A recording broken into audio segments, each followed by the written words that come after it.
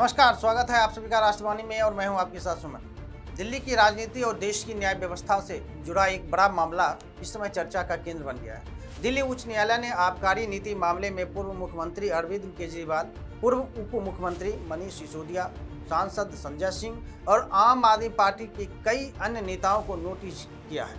मामला न्यायपालिका के खिलाफ कथित तौर पर अपमानजनक और मानहानिकारक टिप्पणियों से जुड़ा हुआ है। दिल्ली हाईकोर्ट की खंडपीठ, जिसमें न्यायमूर्ति नवीन चावला और न्यायमूर्ति रविंदर दुडेजा शामिल हैं, ने सभी आरोपियों को 4 सप्ताह के भीतर जवाब दाखिल करने का निर्देश दिया है।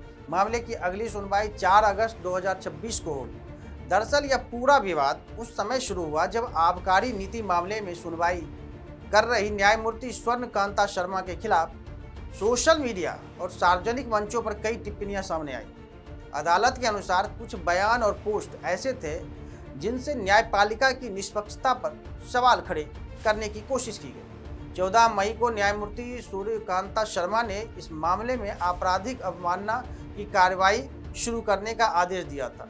उन्हें कहा कि कुछ नेताओं और समर्थकों द्वारा सोशल मीडिया पर एक सुनियोजित अभियान चलाया गया, जिसमें न्यायाधीश की छवि को नुकसान पहुंचाने की कोशिश की गई। अदालत ने जिन लोगों के खिलाफ कार्रवाई शुरू की, उनमें अरविंद केजरीवाल, मनीष सिसोदिया, संजय सिंह, सौरभ भारद्वाज, विनय मिश्रा और कुछ अन्य नाम शामिल है।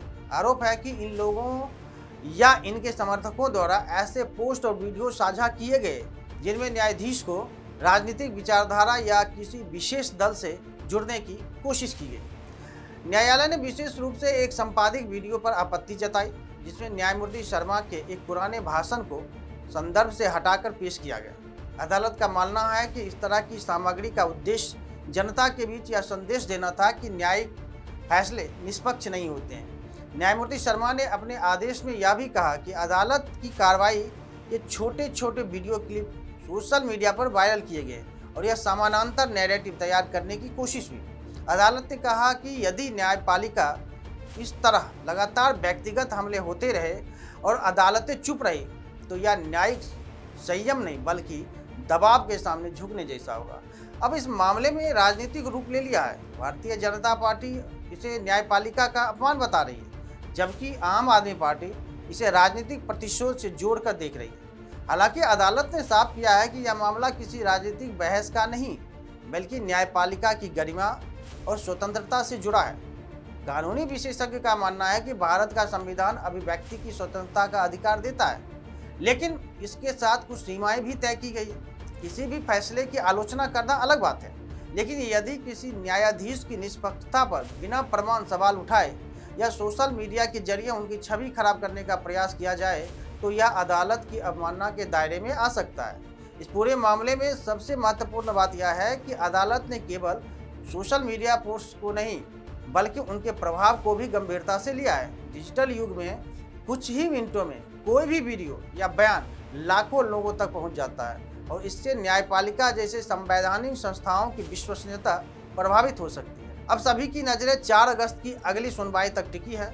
यह देखना दिलचस्प होगा कि आम आदमी पार्टी के नेता अदालत में क्या जवाब देते हैं और क्या यह मामला आगे और गंभीर कानूनी मोड़ लेता है।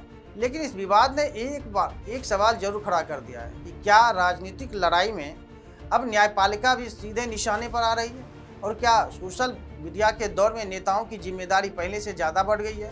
फिलहाल दिल्ली हाईकोर्ट की इस कार्रवाई ने देश की राजनीति में एक नई बहस छेड़ दी है। अब इस पूरे मामले पर आपकी क्या राय है कि क्या नेताओं को न्यायपालिका पर टिप्पणी करते समय अधिक सावधानी बरतनी चाहिए या फिर इसे अभिव्यक्ति की स्वतंत्रता का हिस्सा माना जाना चाहिए?